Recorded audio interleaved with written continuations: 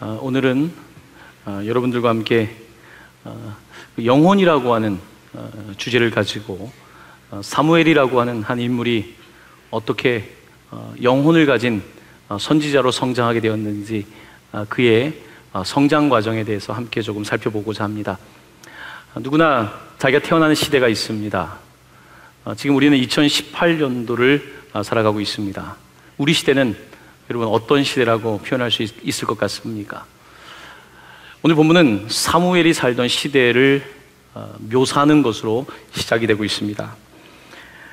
어떤 시대였냐면 오늘 본문은 3장 1절에서 이렇게 기록하고 있습니다.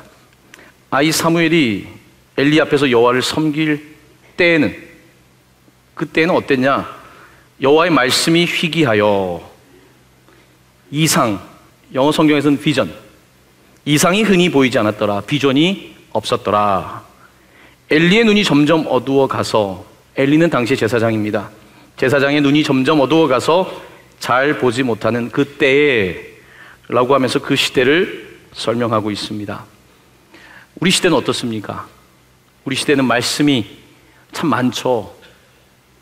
말씀의 홍수의 시대를 살고 있습니다. 하지만 그 말씀이 오늘 본문처럼 희귀하지 않을까라는 생각을 감히 해봅니다. 우리 시대는 비전이 있습니까?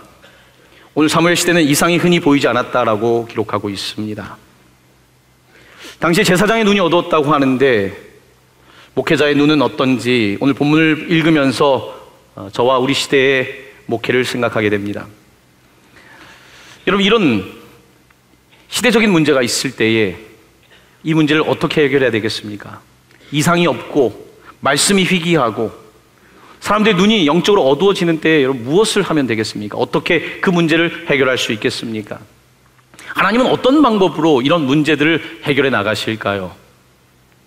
하나님은 그 시대의 문제를 해결하는 데 있어서 하나님의 방법이 있습니다. 그것은 바로 사람을 찾는 것입니다.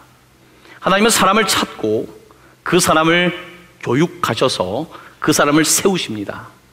하나님은 역사를 이끌어가는데 혼자서 이끄는 것이 아니라 사람을 통하여 일하시는데 먼저는 사람을 찾으시고 그 사람을 교육하시고 세우시는 것을 보게 됩니다.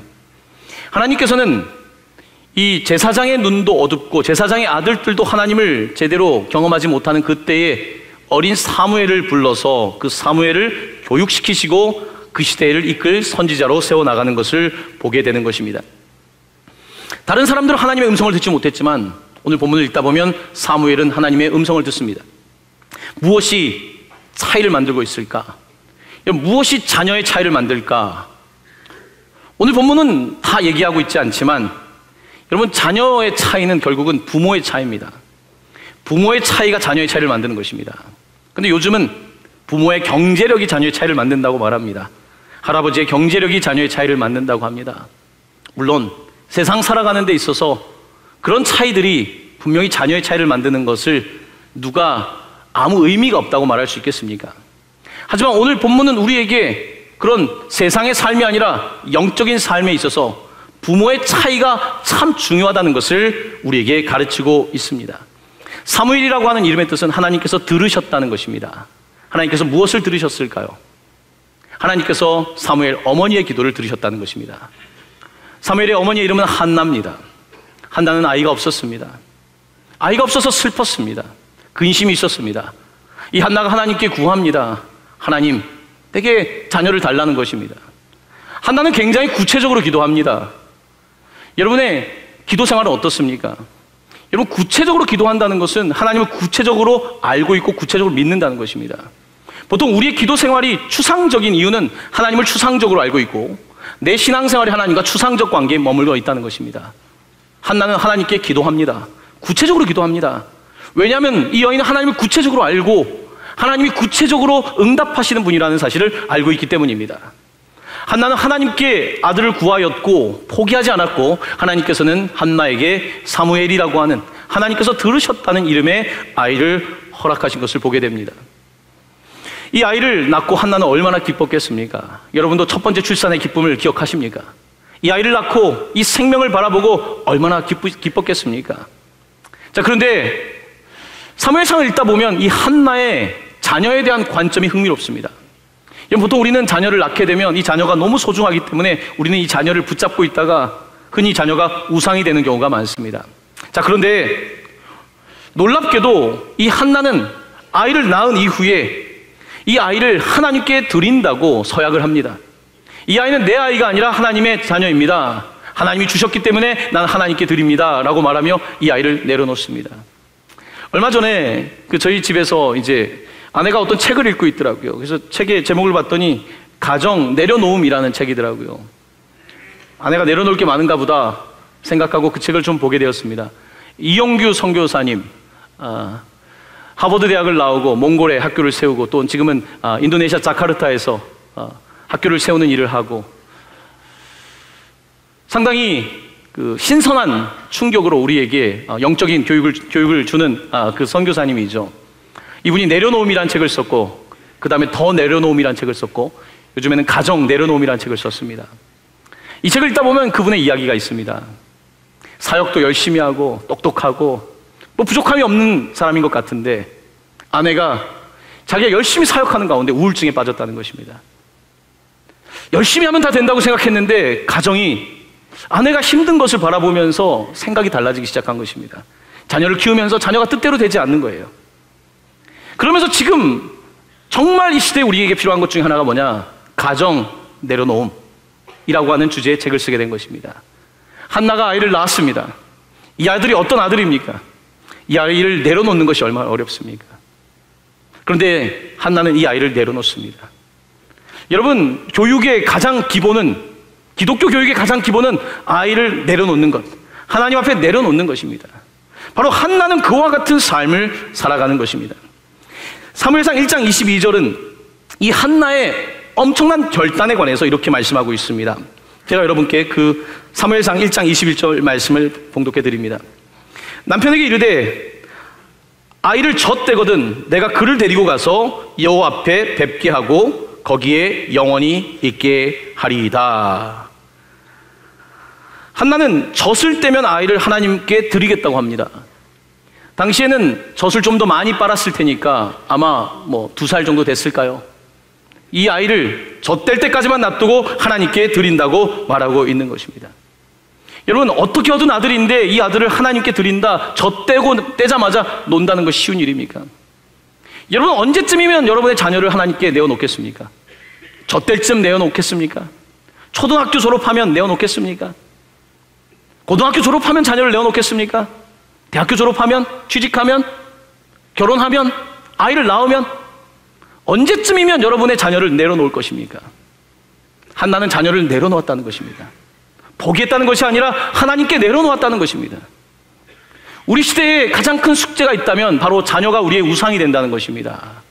자녀 내려놓음이 얼마나 어렵습니까? 가정을 내려놓는 것이, 남편을 내려놓고 아내를 내려놓고 자녀를 내려놓는다는 것이.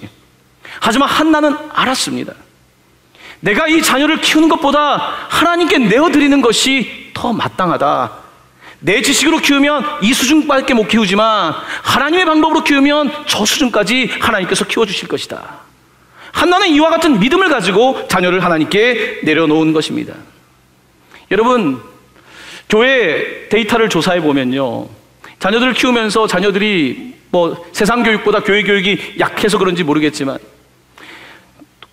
자녀들을 수련회 보내지 않습니다. 본인도 가려고 하지도 않고요. 교회에서 하는 교육들에 대해서 무관심합니다. 학교 가서 공부하는 것, 아니 그것보다 어떻게든지 사교육을 통해서라도 조금 더 우리 아이가 빨리 가는 것이 부모들에게 또한 자녀들에게 목적이 되어 있지 않습니까? 내가 내 지식으로 자녀를 키운다면, 내가 내 지식으로 공부한다면 도대체 나는 어디까지 갑니까?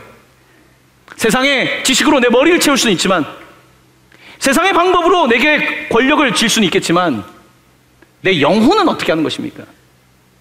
내 머리도 좋고 내 신체도 좋고 내 가슴도 좋지만 내 영혼, 우리의 영혼은 도대체 어떻게 되는 것입니까? 우리 시대는 영혼에 대하여 더 이상 말하려 하지 않습니다. 영혼에 대하여 말하는 것보다는 세상의 교육에 관해서, 공교육에 관해서, 사교육에 관하여 말하지만 가정교육이 실종된 지 오래되었고 우리가 신자이지만 기독교 교육이 사라지고 있는 시대입니다. 일주일에 1시간 예배하는 것이 어려운 시대를 살아가는 이때에 여러분, 모든 교육을 세상에 내어주고 나면 교회는 무엇이 되는 것입니까? 그들의 영혼은 어떻게 되는 것입니까? 그저 잘 살면 되는 것입니까? 도대체 영혼의 문제에 대하여 관심을 갖지 못한다면 모든 것을 다 얻게 되었지만 하나님께서 그 영혼을 가져가시면 어떻게 하겠다는 것입니까? 바로 이것이 우리가 살아가는 시대의 숙제가 아니겠습니까? 그런 의미에서 한나는 사무엘을 하나님께 드리고 정말로 하나님 앞에서의 교육을 강조하는 것을 보게 됩니다. 사무엘상 2장 18절은 이렇게 기록하고 있습니다.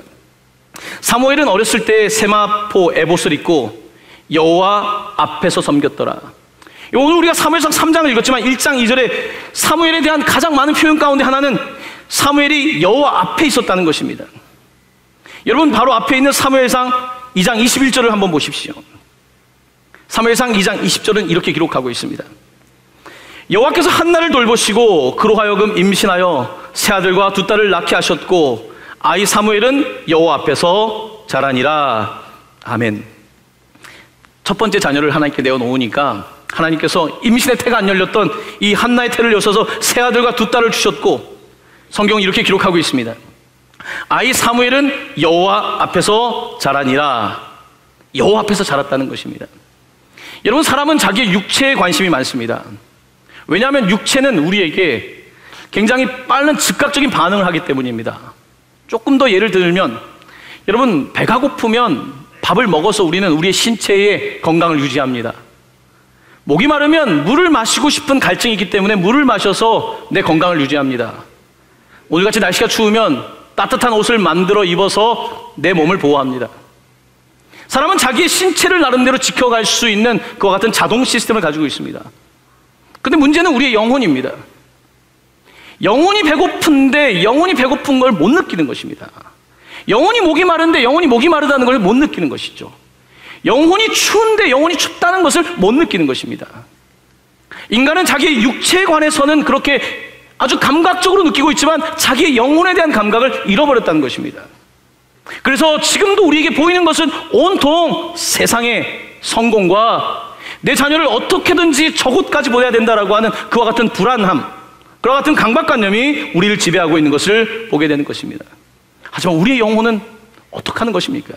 우리 자녀의 영혼은 어떻게 해야 되는 것입니까? 하나님께서는 성전에서 자랐던 사무엘을 부르십니다. 사무엘아, 사무엘아. 존재를 깨우는 음성입니다. 사무엘아, 사무엘아. 하나님이 존재를 깨우시며 그를 부르십니다. 그런데 사무엘은 듣지 못합니다. 하나님의 음성을 한 번도 들어봤지 못했기 때문에 엘리 제사장이 부르는 줄 알았습니다. 엘리 제사장에게 가니까 엘리 제사장이 널 부르지 않았다. 너 잘못 들은 거니까 가서 자라. 이 일이 3번 일어납니다. 3번째 일어날 때 엘리 제사장은 이것이 하나님의 음성임을 듣고 오늘 읽은 8절 9절 말씀 가운데 이렇게 이야기를 합니다. 제가 여러분께 봉독해 드립니다. 엘리가 여호와께서 이 아이를 부르신 줄을 깨닫고 엘리가 사무엘에게 이르되 가서 누웠다가 그가 너를 부르시거든 내가 말하기를 여호와여 말씀하옵소서 주의 종이 듣겠나이다 하라. 하나님께서는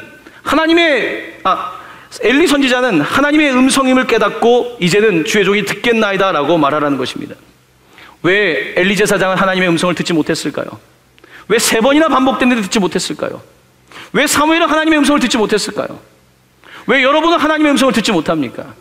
하나님의 음성 듣기가 어려운 거예요. 날씨가 추운 건 금방 아는데 하나님의 음성은 알아듣기가 어려운 것입니다. 한 번 말씀하셔도 못 알아듣고 2번, 3번 돼도 못 알아듣는 것입니다.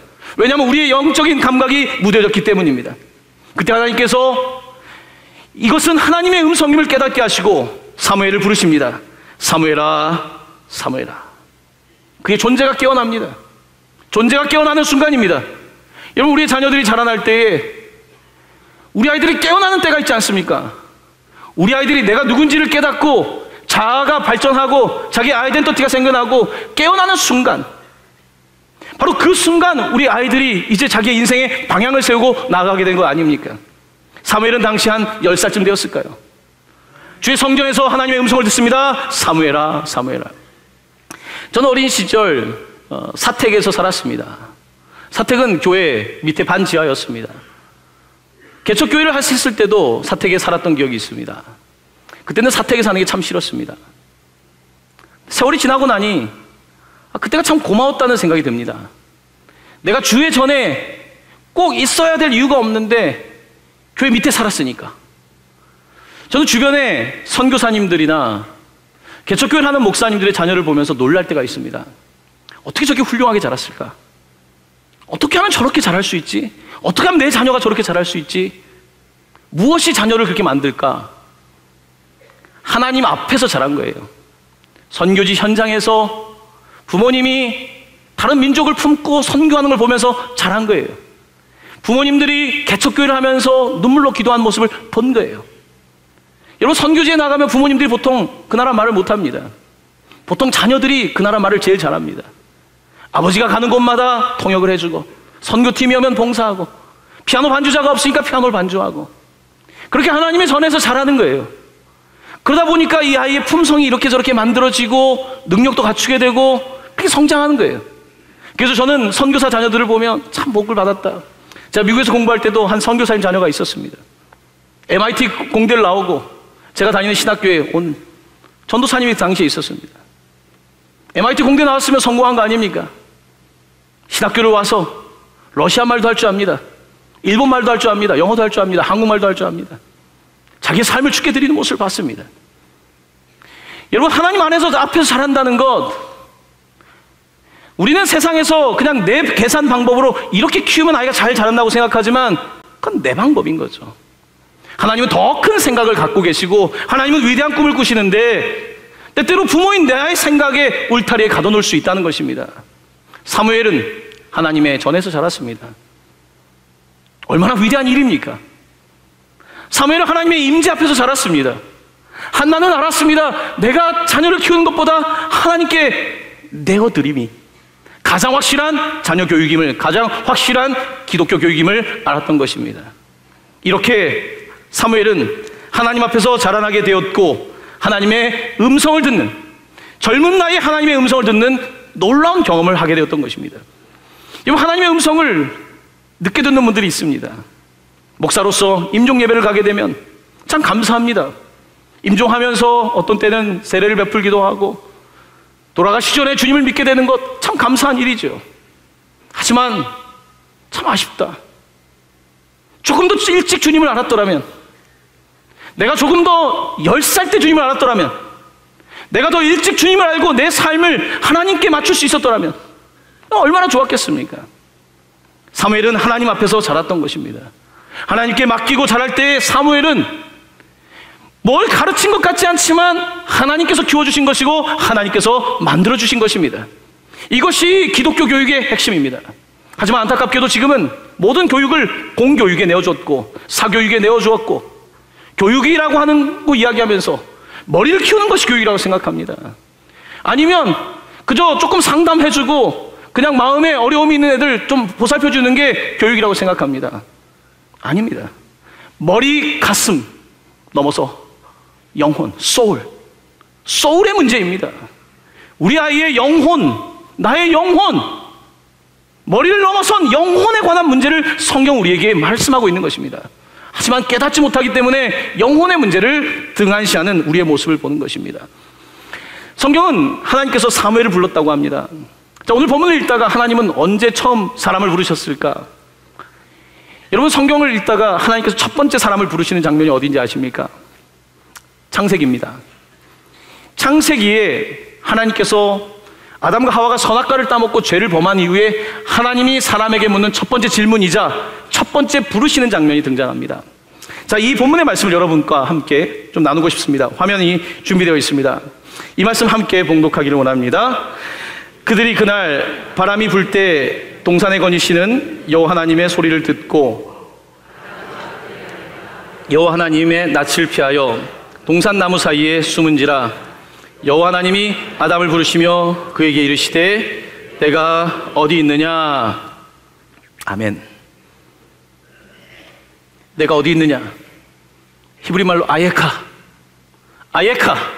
where are you? 내가 어디 있느냐. 아담과 하와가 범죄하고 나서 하나님을 낯을 피해서 나무 뒤에 숨어 있습니다.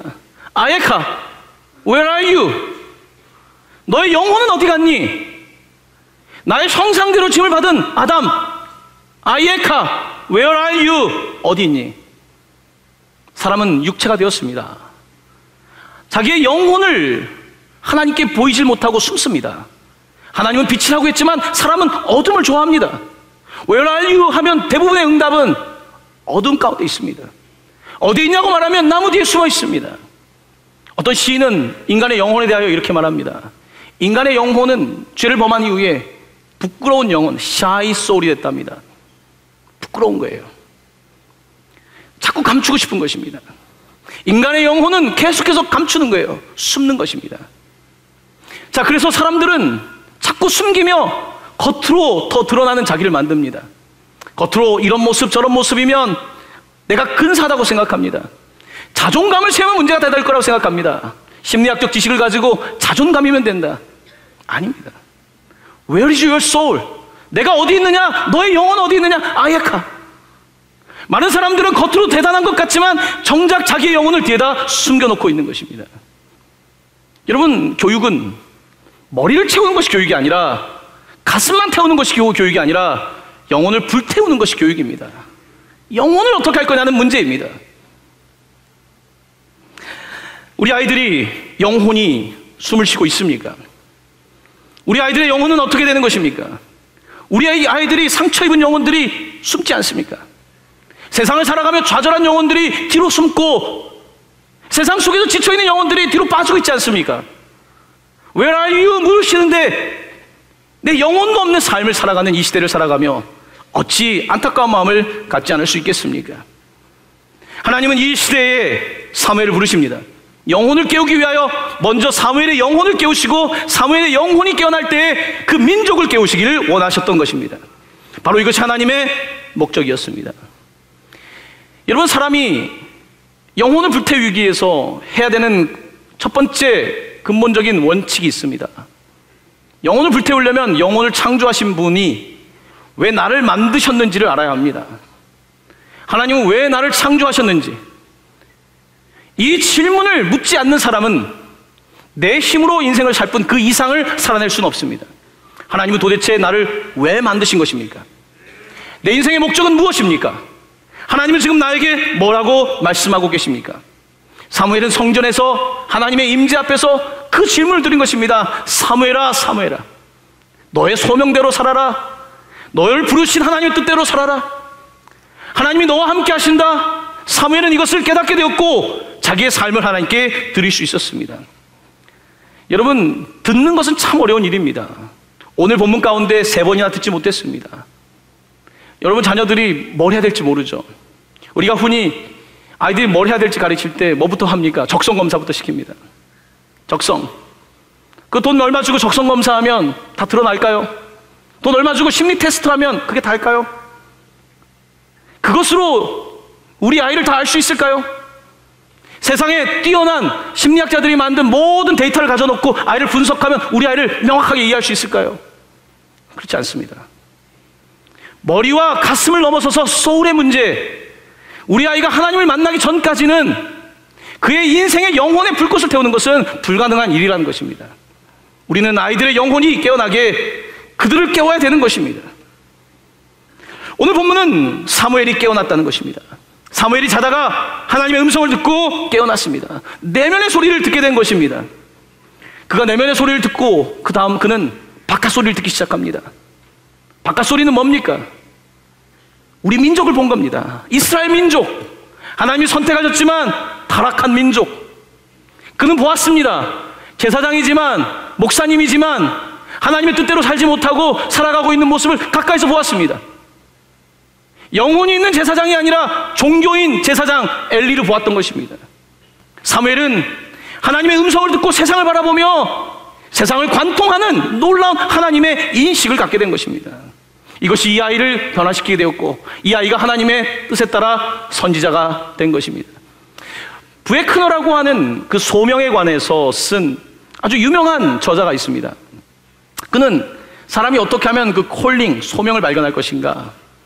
여러분, 콜링, 소명, 부르심이라는 것은요, 먼저는 부르시는 분이 있는 것입니다. 콜러가 있는 거예요. 콜로. 하나님이 콜하고 계신 겁니다. 근데 그 음성을 처음에 들어야 되는데 이게 안 되면 어떤 문제가 생기냐면 그냥 남들이 하는 대로 이것도 해보고 남들이 하는 대로 저것도 해보는데 만족이 안 됩니다. 만족이 안 돼요. 이렇게 가면 인생을 쉽게 산다고 해서 갔는데 인생의 목적은 쉽게 사는 데 있지 않거든요. 이 길로 가면 안정적이라고 해서 갔는데 인생의 목적은 안정적인 데 있는 것도 아니거든요. 인생은 우리가 보는 것보다 훨씬 더 큰데 목적이 있는 것이거든요. 얼마 전에 어떤 청년이 찾아왔습니다. 공부를 하고 안정적인 삶을 추구하기 위해서 지금 가고 있는데 행복하지 않다는 것입니다. 행복하지 않대요. 내 인생이 이것 때문에 내가 이렇게 살아야 되나 갈등하고 있는 것입니다. 하나님은 나를 부르시는데 내가 어떻게 해야 되는가 갈등하고 있는 거예요. 이런 친구들이 숨을 쉴 수 있게 해줘야 되고 영혼이 깨어날 수 있도록 해주는 것, 바로 이것이 우리가 해야 될 교육이 아니겠습니까? 이 부에크너는 자기 안에서 가장 가슴 뛰는 것을 찾으라고 말합니다. 가장 가슴 뛰는 것, 내 마음속에 가장 기쁨을 주는 가장 깊은 기쁨. 그냥 뭐 해서 잠깐 게임하다가 기쁜 거 말고, 그냥 어디 여행 가서 기쁜 거 말고 내 영혼 가운데 있는 가장 깊은 것이 무엇인지를 찾아야 된다는 것입니다. 근데 그건요, 내가 찾을 수 있는 것이 아닙니다. 창조주 하나님이 말씀하시는 것입니다. 내가 너를 창조한 이유에 대하여 목적에 관하여 말씀하실 때 그것이 분명해지는 것입니다. 그런데 이 내 안에 있는 이 음성을 듣는 것과 두 번째, 이 바깥의 소리를 듣는 것. 바깥의 소리는 어떻게 들어야 될까요? 이런 바깥의 소리는 사람마다 틀리지만 어떤 사람은 세상이 정의롭지 않은 부분이 나를 힘들게 해요. 그 소리가 하나님이 부르시는 거예요. 나는 세상의 정의를 위하여 이러고 싶은 거예요. 나는 세상에 어떤 아파가는 사람을 보면서 내가 저 사람을 살리고 싶은 거예요. 나는 어떤 사람들이 마음이 상한 사람을 보면 그들을 치유하고 싶은 마음이 드는 거예요. 여러 가지 아이들을 보면서 나는 아이들을 가르쳐서 변하고 싶은 거, 이게 다 교사, 여러 가지 이와 같은 부르심이 있는 거예요. 내 안에 있는 이 가장 열정과 세상이 가장 배고파하는 이 두 가지가 만나는 지점이 바로 하나님께서 우리를 부르시는 지점이라는 것입니다. 근데 많은 사람들은 그럴 여유가 없습니다. 왜냐하면 영혼을 놔두고 머리만 키우기 때문입니다. 세상을 살기 너무 바쁘기 때문입니다. 세상을 볼 여유가 없습니다. 저는 인생을 살면서 저에게 가장 큰 기회였다고 생각한다면 저는 종교학과를 다녔습니다. 저는 기독교 목사의 아들이지만 제가 대학교 때 가장 좋아했던 수업은 불교 수업이었습니다. 다른 세상을 본다는 것이 어떤 건지 저는 그 시절에 많은 걸 깨달았습니다. 저는 세상의 많은 나라들을 다닐 수 있었습니다. 세상을 바라보며 세상 속에 세상이 어떤지를 봐야 되지 않겠습니까?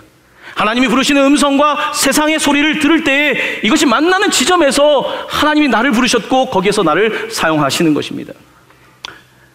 이런 모차르트가 어린 시절에 있었던 일화입니다. 모차르트는 음악 천재죠. 모차르트가 아침에 침대에서 안 일어났답니다. 우리 애들도 안 일어나서 난립니다. 집집마다 그렇죠. 어떻게 하면 이 아이를 깨울까? 우리 집 애들은 야, 일어나면 돈 줄게 하면 발딱 일어납니다. 굉장히 물질적으로 훈련이 되어 있는 아이들입니다. 모차르트는 달랐습니다. 모차르트는 엄마가 피아노 앞에 앉아서 피아노를 연주하면 깼답니다. 엄마가 치는 음이 불협이 일어나기 때문에 너무 듣기 싫어서. 모차르트가 가장 힘들었던 것은 음이 틀리는 것, 화성이 정확하게 맞지 않는 것, 이거를 견딜 수 없었다는 것입니다. 모든 사람은 나에게 가장 성가신 것이 있습니다. 음악적으로 예민한 사람은 음악적으로 틀리는 게 힘듭니다. 오늘 아마 찬양대 갈 때 틀리는 것이 자꾸 들리는 분들이 있었을 거예요. 기도하십시오. 안 들리게 해달라고. 어떡합니까? 들리는데. 여러분, 하나님이 부르시는 것은 마치 그런 것입니다. 들리는 거예요. 성가신 거예요. 요즘 저를 성가시게 하는 단어는 영혼 구원이라고 하는 주제를 잡은 이후에 영혼이라고 하는 단어가 계속 제 귀를 맴도는 것 같습니다. 모기가 왱왱거리듯이 영혼이라는 단어가 저를 굉장히 성가시게 합니다. 영혼의 문제를 어떻게 할 건가? 이 문제가 계속 저를 지금 답답하게 하고 저를 이끌며 이번 주에 그래서 설교도 영혼에 관한 설교를 준비하게 된 것입니다. 하나님께서는 사무엘을 일으키셨고 사무엘을 사용하시는데요, 하나님은 사무엘을 어떻게 키우셨을까요? 여러분, 성경책 사무엘상 3장 19절에서 20절 말씀입니다. 이 말씀을 여러분의 하나의 목표로 잡고 이 말씀을 함께 읽었으면 좋겠습니다. 함께 봉독합니다. 시작. 사무엘이 이 사람의 여호와께서 그와 함께 계셔서 그의 말이 하나도 땅에 떨어지지 않게 하시니 단에서부터 브엘세바까지의 온 이스라엘이 사무엘은 여호와의 선지자로 세우심을 입은 줄을 알았더라. 아멘. 사무엘이 자랐답니다. 아주 잘 자랐답니다. 하나님께서 그와 함께 계셨답니다. 그의 말이 하나도 땅에 떨어지지 않게 하셨답니다. 단에서 브엘세바까지라는 말씀은 이스라엘 북끝에부터 남쪽까지 백두부터 한라까지라는 뜻입니다. 이스라엘 전반에 온 이스라엘이 사무엘은 여호와의 선지자로 세우심을 입은 줄을 알았더라. 오늘 이렇게 본문은 우리에게 증언하고 있습니다. 사랑하는 성도 여러분, 올 한 해 우리가 기억해야 될 말씀이 있습니다. 아예카, where are you? 어디 있느냐? 한번 따라해 보시길 바랍니다. 아예카, 아예카, where are you? 영어까지 안 따라 하셨어도 되지만 where are you? 어디 있느냐? 어디 있느냐? 여러분, 저는 아이들이 숨지 않았으면 좋겠습니다. 난 우리 아이가 숨지 않았으면 좋겠습니다.